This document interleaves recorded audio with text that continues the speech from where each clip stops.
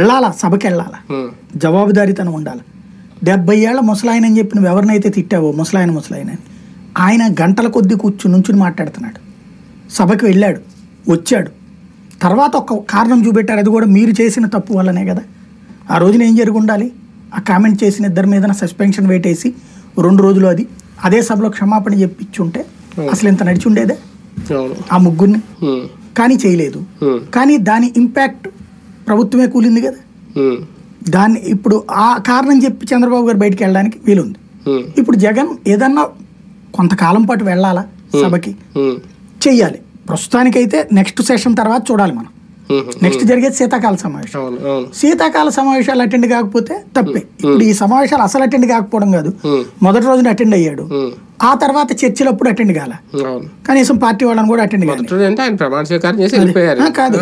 Governor speech రోజున కూడా వచ్చాడు, వచ్చి తర్వాత బాయ్కాట్ చేసి వెళ్ళాడు, వాకౌట్ చేసి. కాబట్టి ఈ సెషన్ కి అటెండ్ అయినట్టే.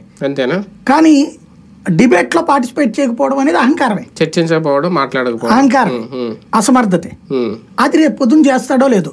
నెక్స్ట్ ట్రిప్ కూడా చెయ్యకపోతే అతను తప్పే.